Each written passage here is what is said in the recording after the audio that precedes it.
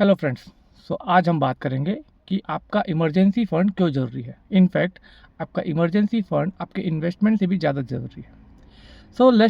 Let's assume कि आप कुछ समय से इन्वेस्टिंग कर रहे हो एंड आपने जैसे तैसे 25 लाख रुपए जोड़े हैं। अब कुछ प्रॉब्लम आ गई, मेडिकल इमरजेंसी, आपकी जॉब चले गई, या आपका एक्सीडेंट हो गया, कार ख़राब हो गई, या आपको कोई पैसों की ज़रूरत पड़ गई एक्सपायर रीज़न के कारण।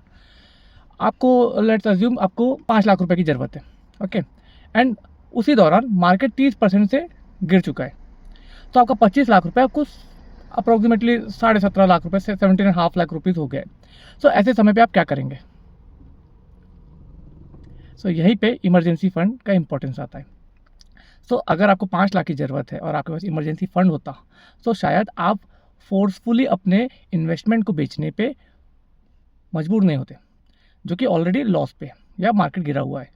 ओके, उस समय पे इमरजेंसी फंड हमको कैसे डिसाइड करना चाहिए कि मेरा इमरजेंसी फंड क्या होना चाहिए, कितना होना चाहिए।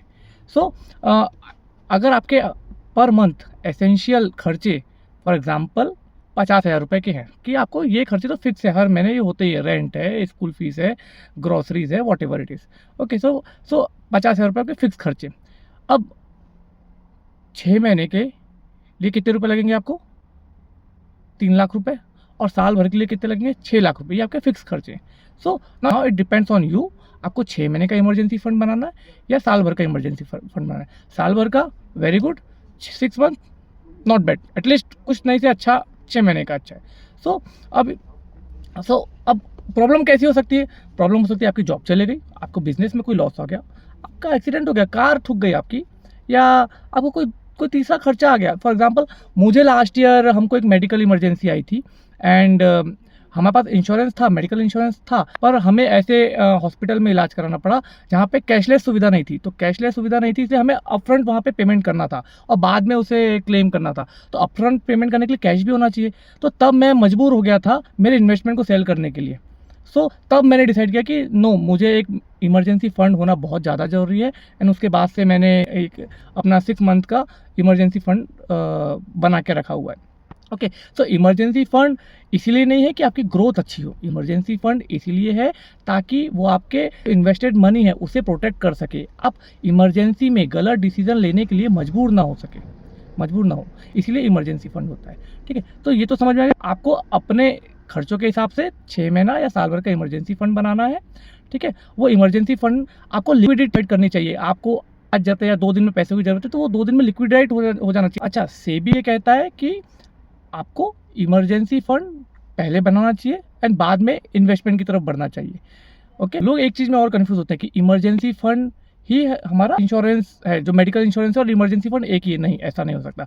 अगर आपकी कार का एक्सीडेंट हो गया है तो वहाँ पे आपको मेडिकल इंश्योरेंस काम नहीं आएगा। अगर आपको अचानक कुछ पैसों की ज़रूरत है, वहाँ पे आपका मेडिकल इंश्योरेंस काम नहीं आएगा। अगर आप ऐसे हॉस्पिटल में इलाज कराना पड़ता है फोर्सफुली जहाँ पे कैशलेस सुविधा नहीं है, तो वहाँ पे आपको तुरंत में इमरजेंसी फंड ही हेल्प करेगा।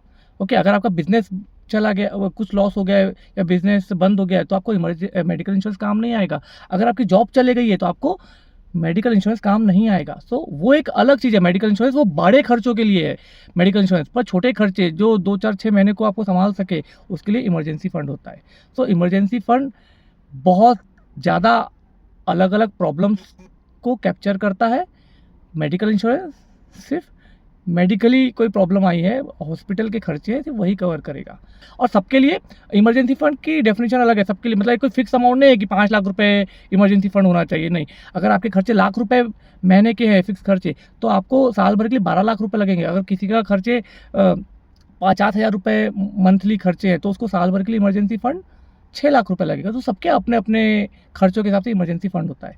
आपका इन्वेस्टमेंट 10, 15, 20 साल के हॉरिजॉन को दिमाग में रख के होता है, करेक्ट।